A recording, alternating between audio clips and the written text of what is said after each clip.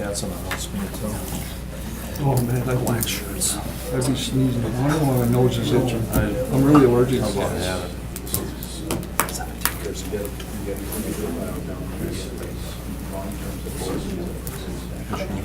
All set, Dan? Yes, we are. All right, welcome to the meeting of the Finance Committee. Today's Tuesday, February 28th. With me is Alderman Tom Duane, Alderman Tom Slottick, Alderman Mark Stoyer. I am Joe Moore. Can I get a motion on the agenda? Yes, Mr. Chairman, may I make a motion to take number 9 after 3? 9 after 3. I've got a motion to amend the agenda. I'll second that. And a second to move item 9 up to number 3. All in favor? Aye. Aye. All right. Item number 3 then is the approval of the minutes from January 31st. So moved. And a motion second to approve. All in favor? Aye. All right. Item number 9 is consideration with possible action on a request by Alderman Weary to create a fund to be used to reimburse those donors who have already donated to the Colburn Pool and may desire a refund based on their intentions that the funds were to be used on a rebuilt Olympic pool, with any unclaimed portion be put toward amenities at Colburn Park as determined by the Park Committee, and that is all one sentence. Yeah, that's fair. Wasn't uncommon.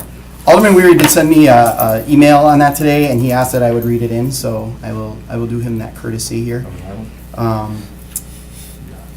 Here are my thoughts. Please share at the meeting. The Friends of Colburn Pool was tasked with fundraising $1 million toward the vision of an Olympic-sized pool.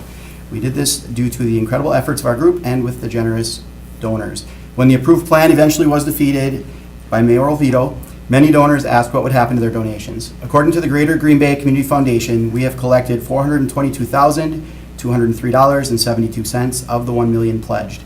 $100,000 is in a check from the Ho-Chunk Nation that the city's park department is holding. $280,000 of the remainder was spent on the engineering and architect plans. The balance of $42,203.72 cannot be returned and will be used toward a new pool at Colburn. This is a requirement of the foundation. Thus, we have $322,203.72 worth of donations that may ask to be returned. This is because the vision and goal that they donated towards may no longer be an option. The Parks Department can return the check to the Ho-Chunk Nation. Bernie Dalen, the lead donor, gave $150,000 of this amount. Mayor has promised he would get this money back. We do not know the plans to acquire this. The same option should be available to all those who donated. I suggest we wait to see what the 4 options come back for the pool, then we reach out to the donors and ask if they would like to remain involved. Should they choose not to, we must be prepared to return money spent on the architect engineer for the rebuilt Colburn Pool that the mayor vetoed. Mr. Chairman, instead of going through all this, why don't we hold this until we get all that, then we can discuss it. Because we don't know what's going to happen anyway. So the discussion really doesn't amount to much right now. Right? So And we I'll move make this up, that motion. Director Kramer, did you have any thoughts on this at this point, or is this kind of still a wait until we get the? Yeah, that's at his request, So your motion is to hold this until we, until we get the final report. until we get the final report and the final 4 pool designs? Yeah. Second. Got a motion and a second. All in favor? Aye. Aye. Perfect. Thanks, Tony. Item number 4 is the report of the purchasing manager. Consideration with possible action, the request for approval to purchase a mobile radio for 2 new ambulances from Motorola Solutions for $10,168. Move to approve. Second. Motion and a second. Is there any discussion on this item? Yes. Yes, we do. Who is going to speak on this? Mike is here to help answer questions. Great. You guys can fight over it if you want. Sorry, I guess Mr. Litchfield. Okay. Both of it. Great. Chief Litton, do you want to come up? Sure. And Tom. My question is,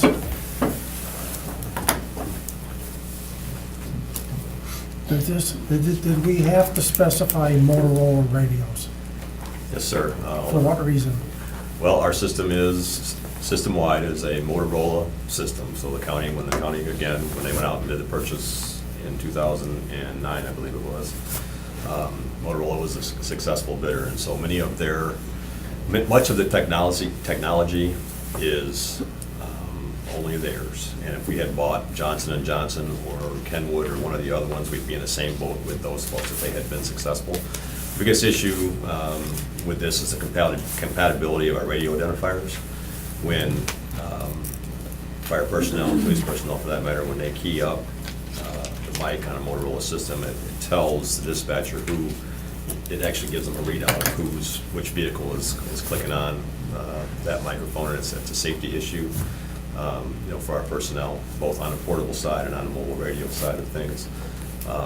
And everybody else in our system, me included, can watch on my portable radio. I can see when they're clicking up who it is. And so that's probably the biggest safety issue involved, but there are other technologies. I mean, Randy's here, as far as the maintenance, the software program to do the tuning and the programming of those radios is all vendor specific. Randy has to do that on an annual basis with all the Motorola's. They have to be tuned because they're now digital radios. Every year they're required to be tuned. If they don't, here's normal. They have a tendency to fade off. And so we get poor signals, and again, it creates a safety issue. So he has to tune the radios regularly. That requires software for it, Motorola specific software, Motorola specific equipment for that, his training, his time. And so would other radio manufacturers acknowledge that they cannot supply a radio that would meet this need? I would say that's probably an accurate statement, but more importantly, we'd have to go out then, if we were to start buying other brand radios, even if they could work, Randy would then have to be trained. We'd have to go buy software to do the tuning and the program that I just talked about. And so the cost would just incrementally continue to go up. Randy, anything to add to that? The chief has covered it very well. In regard to the operation of the radios, we would have to go through a whole training set with the actual firemen to use the different radio procedures. Not all radios operate look-alike as they do, so it would be a time-consuming and more cost in doing that also. Okay, thank you. No more questions? Third vendor did not submit a bid. Yeah, both of those, obviously, one of those is corporate Motorola and the other one's a vendor. So We specified Motorola radios. Well, I see out of Schaumburg, it was $500 cheaper per unit, and that was the only cost difference. Every other line item is exactly the same as far as the hardware. That's corporate Motorola in Schaumburg, Illinois. Yep. Thanks. Well, now we know our markup for the Wisconsin Counties Association. All right. Okay, so there is a motion and a second to approve. All in favor? Aye. Aye. Okay, thank you, Chief. Item number 5 is consideration of possible action on a request by Judge Hanson for funding to implement TIP-SS software at Green Bay Municipal Court. This request may consider carryover dollars, contingency, bonding, or any other viable funding option. I want to make a motion to approve to get it started, but then I got a question. I'll Got a motion. second for discussion. And a second for discussion. All right. Yeah, I guess Judge Hanson, if you would. I read it, but everything on it, it just doesn't say really where the money's coming from. Is there, That's what we're looking for. Couch cushions. I mean, that's. I understand the We don't know need for where it. the money's coming from either, but Yeah. that's what, that's Yeah, basically the okay. motion. Yeah, but Keep that- it broad okay, enough yeah, that, I just was wondering if our finance What I can tell you director- is we have done our preliminary 2016 year end, and we are very, very close. It's almost a wash. There's no deficit, almost no surplus. We're almost as a wash. So I don't believe there's gonna be any carryover going into 17. So I don't believe that's going to be a viable option for this project. I think one of my really only option is potentially is bonding for this software. But it is 14 years old, correct? correct. Yeah, and times have, I can't believe you waited that long. And it's because, moving yeah, away, the company that we're currently with is moving away from Yeah, helping us. What is the urgency of this? Because I'm thinking, we didn't budget Sure. for this year. Yeah. Why don't we budget for it next year and do it next year? Yeah, the process, well, Mike, the whole process to implement it, to test it, can you give me It's some about a time? 9-month phase. We gotta take all our data from our old database and import it into a totally new database. That is probably a 4 to 5 to 6 month process. Some of the urgency, Tom, is that I've got a clerk there that's close to retirement, that knows this system backwards and forwards. And I would be real uncomfortable if she retired and I didn't have this in place, because she will, Lori Paulson, she will. Has that she clerk will- announced the retirement date? No, she hasn't announced it, but her husband's currently retired and she's not sure when she's going, and, you know, I'd rather get it started and going now if I can. If I can't, certainly it's gotta wait, you know, but I'd rather push it and see if we can get it going than wait till the next budget period. And that's what I'm doing here. That's, I mean, if we can make it happen, fine. If we can't make it happen, I understand that too, so. Last year, city had collected over $230,000 in past due debts. So currently, what's happening right now, as we speak, I mean, here's the problem with the software that we've got. We don't have it hooked up, so when we get these payments in, we don't have it hooked up directly to the the Department of Transportation, or Department of Revenue. Right. And and we don't interface with the DOT. The benefit of this new system was we would interface with them, and we'd be able to electronically put in payments. Okay, so right now, for the last 2 weeks, we've been getting in trip money, tax refund intercept. Okay, we are getting hundreds of calls because there's a delay from the time that we get it, it gets paid. We could be shooting it in electronically to get these people off of the list. We now have to fax each one of these sheets of paper, Faxing is still. fax them. And now, in the last week, the faxes are going into a query, and some of them are making it through, and others are not. There's so many phone calls because of this system right now, and the trip money that's coming in. It's unbelievably inefficient. Is there an expected revenue increase once the system is in then? It does say you can Just- expand collection efforts. Just by more time to be able to look at and try and put people in that tax refund intercept program, it's an easier system to electronically do it. And there's a number of efficiencies here, and that's what we're counting on too. I guess I'd like to know, is bonding even an option? We have a policy for that. I don't know what the life of this software is. So with bonding. I would say we would have this software for 10 to 15 years. This, the TIPS company, that they're currently have 113 other municipalities in Wisconsin, and that is their business. I expect them to stay in business for the next 20, 25 years. The other one that has looked closely at this is Madison, and they're moving to TIPS also. So. So we could do this. Bonding with- is a possibility, and we may take something more like a state trust fund out, something that would be, we wouldn't go full 20 years, we would do something less, a 5 to 10 year bonding on this option. And that doesn't violate the bonding policy that we passed. Okay. That was my next question was gonna be, I know we paid off the higher interest debts through the state trust. Correct. We currently do not have any state trust fund. Okay, so 125,000 on that. Over a 10-year period, I mean, are we looking at an increase in revenues to offset that loan? I mean, 12,500 a year on average in Well, increased I could revenues? say, like, the new software will be virtualized. You figure probably, a course of 15 years, we're gonna have to pay for probably 3 pieces of hardware at $8,000 to $10,000 a piece. So you could add that up. The state is requiring us for the DOT to create a digital file to put, usually, like he says, they fax or email information to the DOT. DOT or DOR? There's a bunch of different file transfers going back and forth. It's all manual now. Some go to DOR, some go to the DOT. The DOT is going to require us now to send an electronic file to them.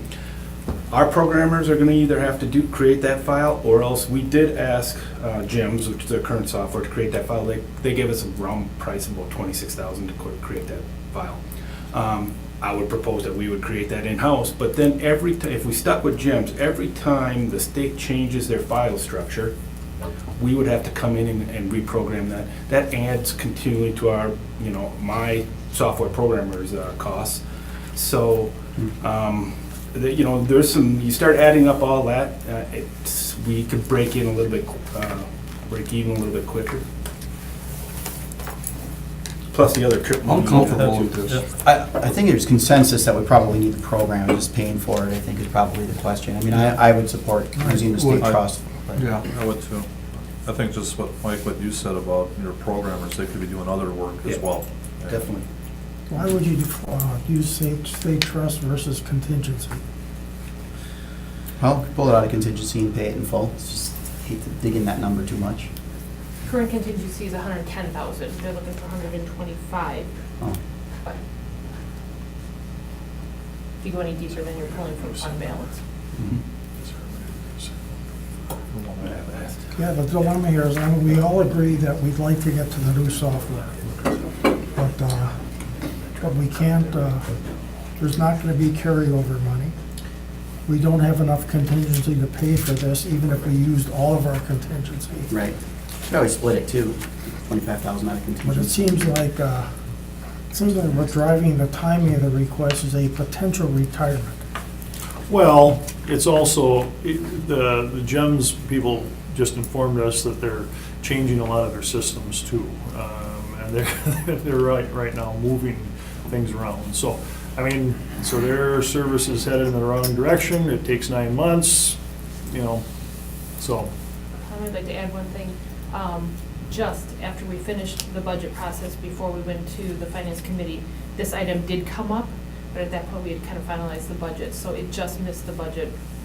So it possibly could have been in the 2017 budget discussion, but it was submitted to us just a couple of weeks late.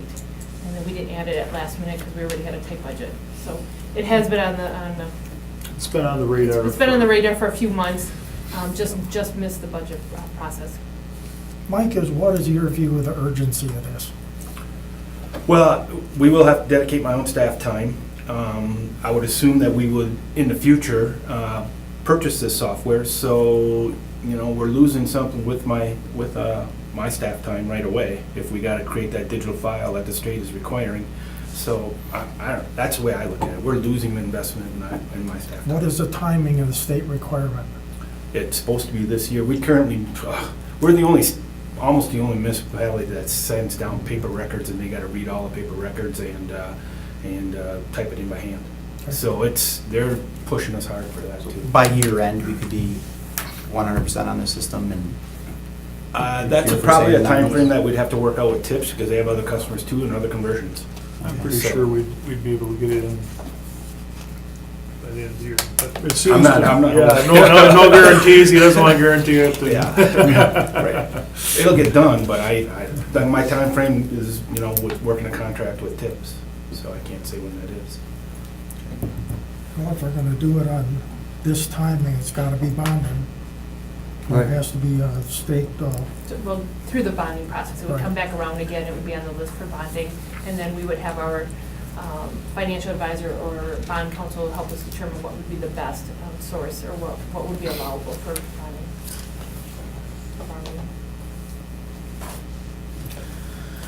I'm good.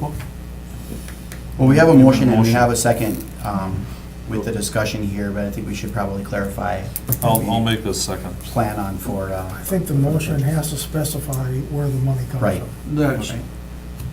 So if we want to amend that motion, Tom, you made it.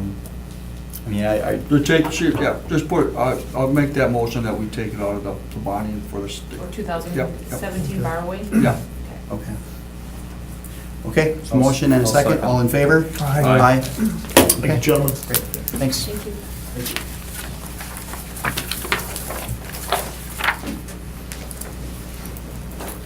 Item number 6 is consideration of possible action on a request by the city assessor to cancel certain personal property taxes. Move to Move approval. Motion and second to approve, all in favor? Aye. That's an obvious one. Item number 7, consideration of possible action on a request by the Finance Committee to have staff to present a plan which would give council updates on projects in form of a monthly progress report. This probably could have been referred to a different committee, but since we're here. Dr. Since Pop? you're here, I'm here, Yes. handle it. So I will hand out to the finance committee. Best of luck. I think this initially started off as a conversation about TID and TID policy and percentages and projects and where we're at.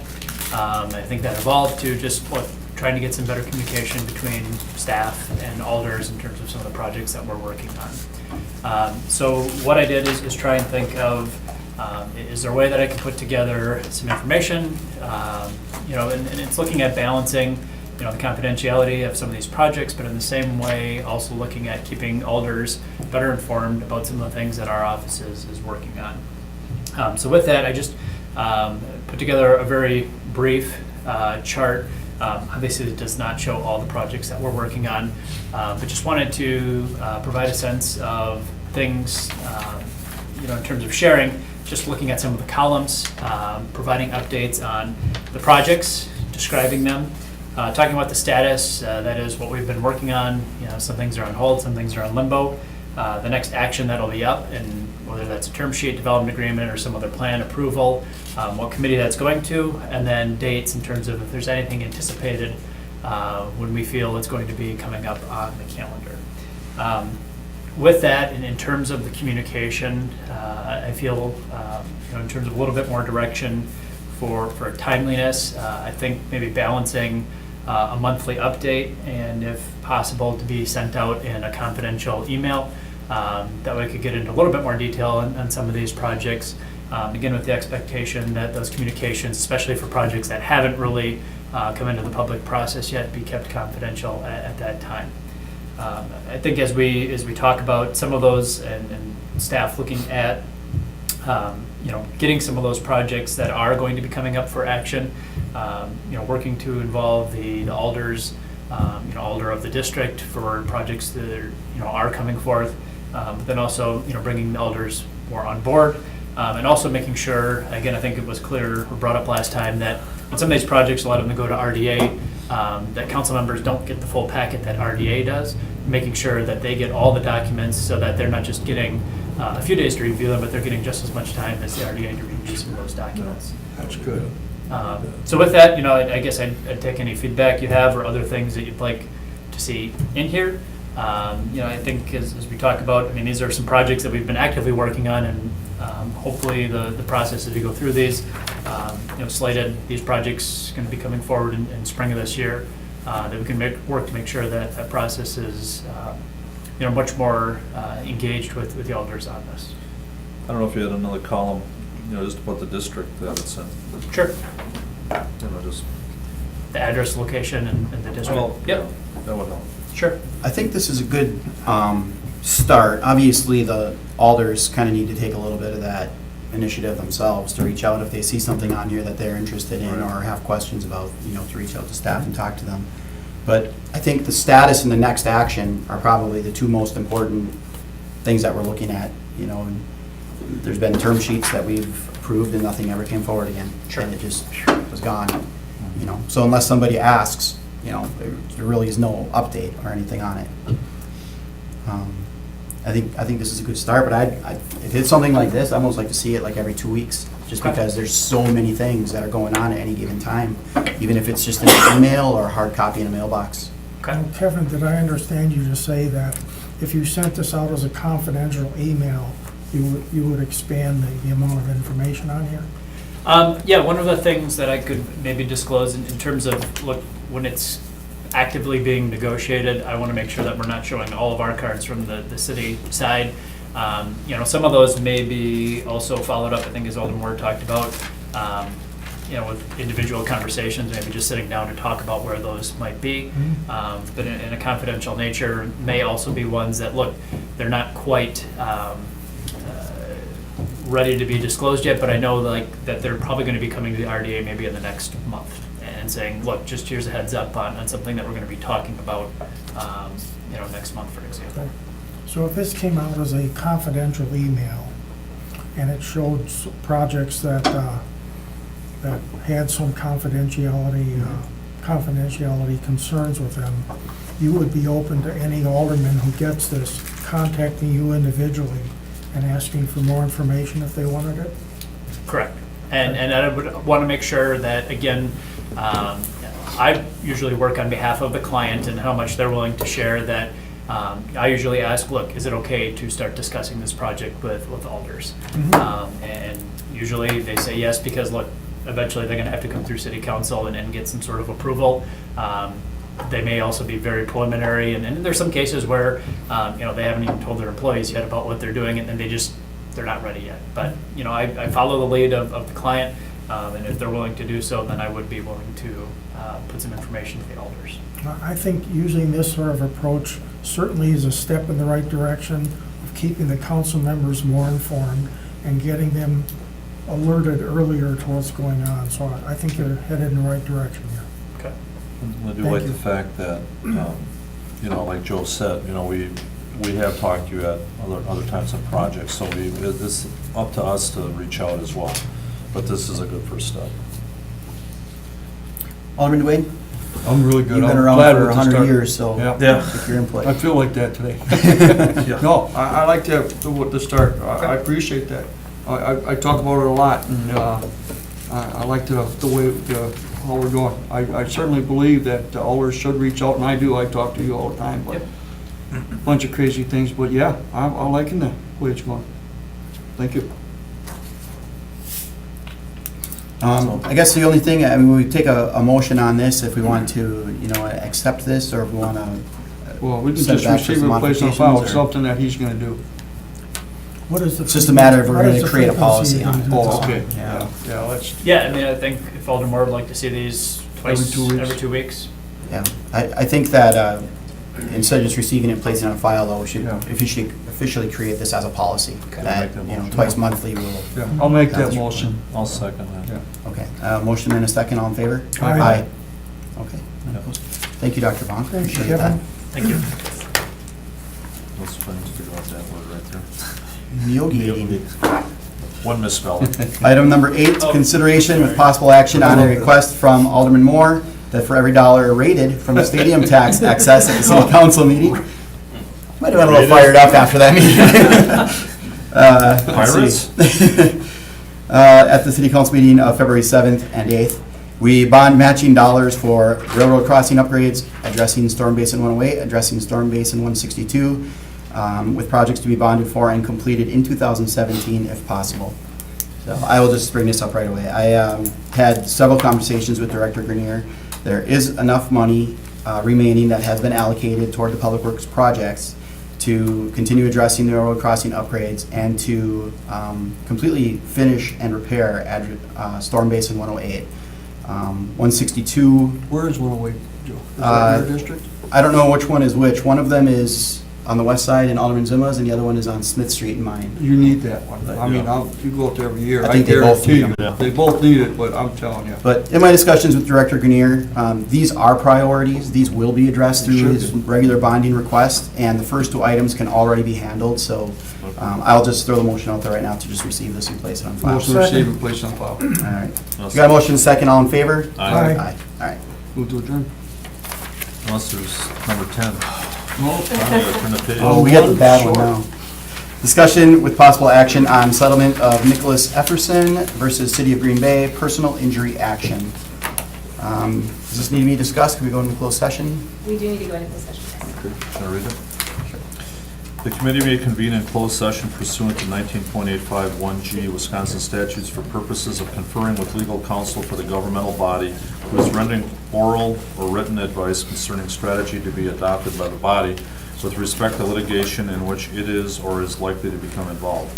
The committee may thereafter reconvene in open session pursuant to 19.852 Wisconsin statutes to report the results of the closed session and consider the balance of the agenda. With that, we have a motion to go into closed session. Do we have a second? Second. And a second. All in favor? We need a roll call. You roll call, Joe. Oh, yep. Alderman Dwayne, Yes. Alderman Squire, Yes. Alderman Slonick, Yes. Alderman Moore, yes. All right. Get out. Come in and hear the director's report. I'm sure it'll be a good one. It could be. Is this a receive and file one, or just too much going on? Well, A little bit? Yes, just receive and place. I did not bring anything on to the finance director's position, other than we are interviewing this week for the assistant finance director position. Please make a motion to go back in open session. Yes, we have the motion and a second to come back into regular order. All in favor? Aye. I'll just say real quick, discussed and directed our attorney to continue forward. Number 11, the report of the finance director. Motion to receive and place on file. Second. Second. Motion is second to receive and place on file. All in favor? Motion to adjourn. Motion to adjourn. Anybody? Second. Anybody want to second that? Second, triplet. Motion is second to adjourn. All in favor? Aye. Opposed? None? Awesome. Thank you, everybody. I'm gonna go home and I'm right gonna to go bed. visit my sister. So what do you think of it?